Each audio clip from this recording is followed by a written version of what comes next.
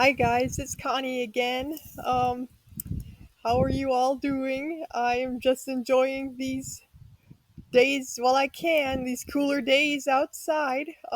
And I had a great time at my jam the other day. That was my first live video. Um, and if you want to check it out, you can I'm sure if you just Google the name of my channel, which is Gliding Through Blindness, and then the name of the video is Jammin' with Connie. I'm sure it would come up for you. And it was definitely a learning experience, which is kind of what I wanted for this first one. I figured it wouldn't be perfect, and it wasn't. But it was um, about what I expected for my first try. And I'll probably do another one when I reach 200 subscribers or something. Because I mean, most YouTube live videos aren't going to have that many participants that watch at the time. Most people will watch it later, but so I would need to get a lot bigger viewership or audience to get like a good number of people watching during it. But like I said, I learned a lot about how to work things in future, and so it only gets better from here, hopefully.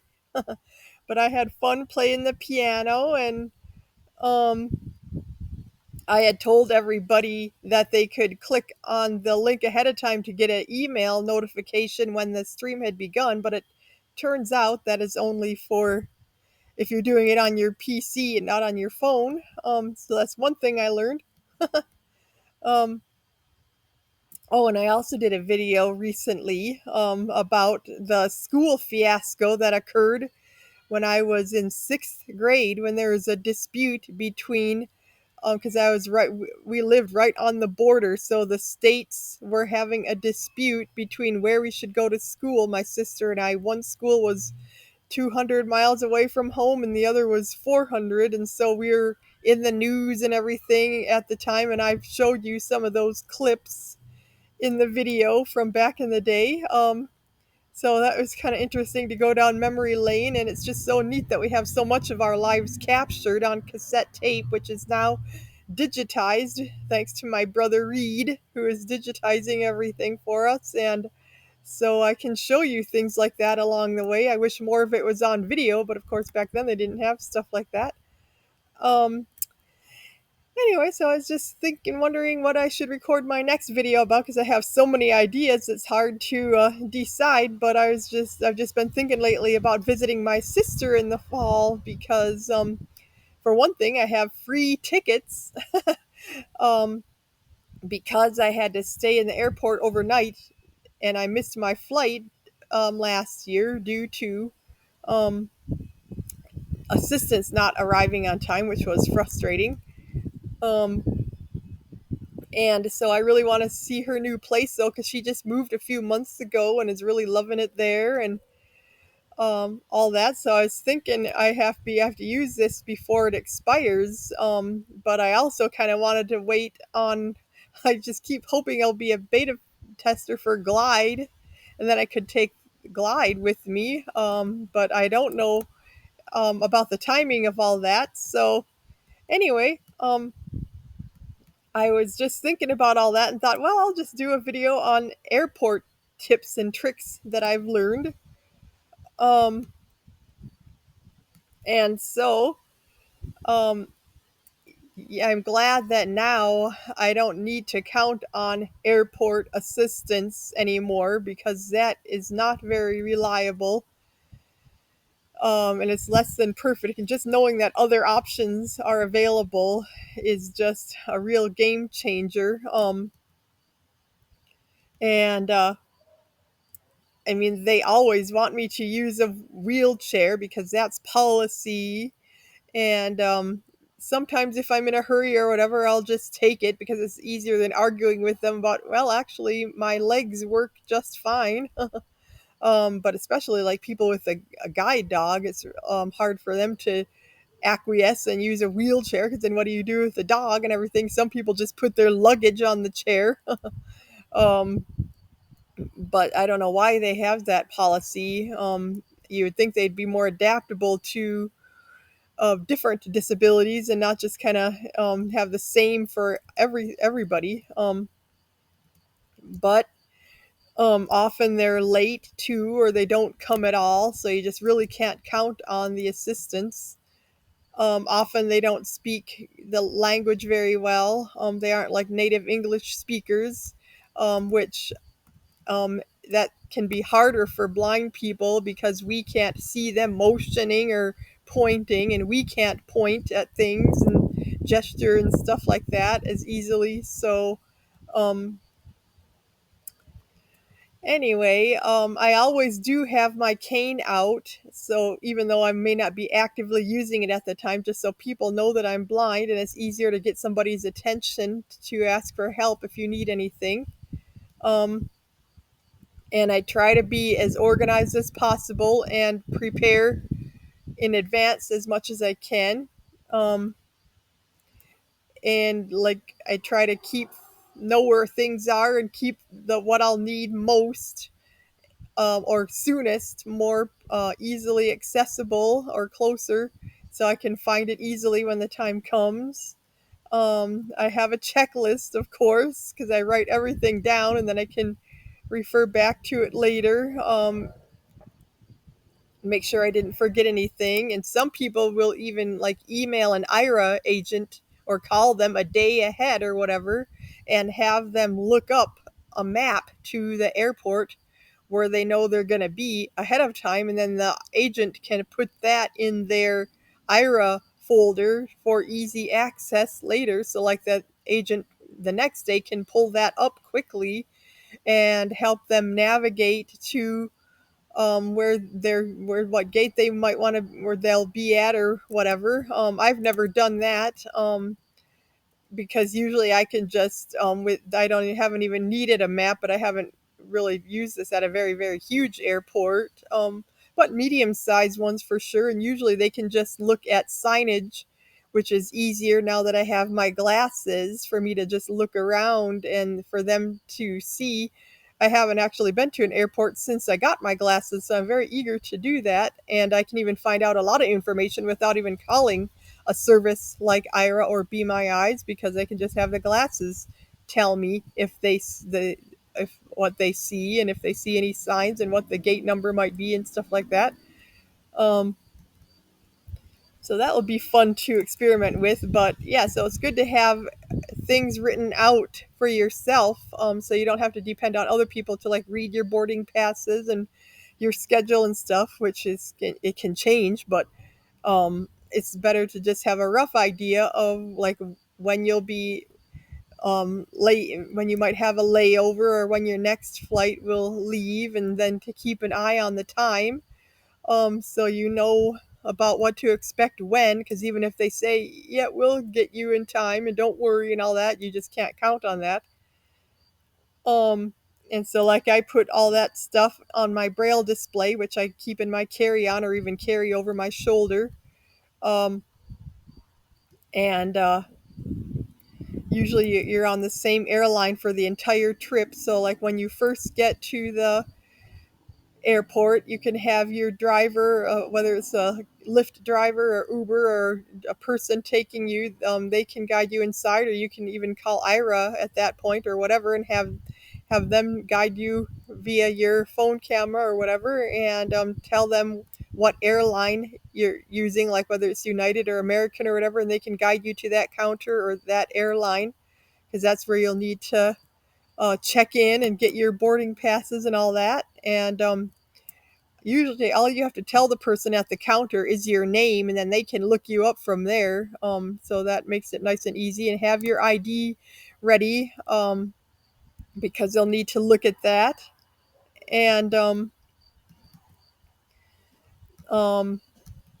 then um, it's easy to forget, like you're putting your ID away because in the moment you might just put it in a pocket or whatever. So that's definitely something I have written on my checklist to actually put it in my wallet where it belongs at some point, so I don't leave it in my pocket and then wash it in a washing machine or who knows what. um, and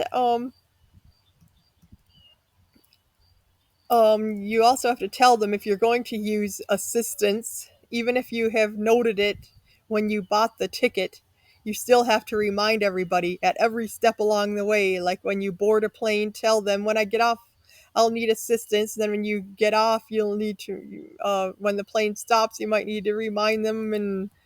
And so, like I'll usually probably still say I want assistance just because in some situations that can be faster to actually have a person with you, but at least I'll definitely have a backup plan if they aren't on time or whatever, and I won't just feel like I'm at their mercy and like helpless or whatever because I want to be the one in charge, and not have to go by somebody else's schedule and forgetfulness and all that. Um, and So then, if I'm sitting and waiting for the plane to arrive, I'll take advantage of that by looking at my checklist and putting things away and getting more organized for the next part of what I might need to do. Because at first, when you go through security and stuff, you're going to have to take off your shoes and hand over your computer or whatever else, phone and all that, which is kind of a pain. And then you can pick that up after you get done going through security, so make sure you have everything that you had to dispense with. And and then if I'm gonna be somewhere for a while, I'll like put my leg through the shoulder strap on my bag or whatever so that it doesn't move somewhere where I don't know where I might, so I won't accidentally kick it out of reach, or heaven forbid somebody might try to steal it or whatever. So that's just one little thing I try to do. And I just make sure I know where all my things are at all times, like I have it touching me or whatever, so that I'll notice if I don't feel something there anymore. And um, then, of course, have your boarding pass handy to hand the person so they can look at it as you're getting on the plane.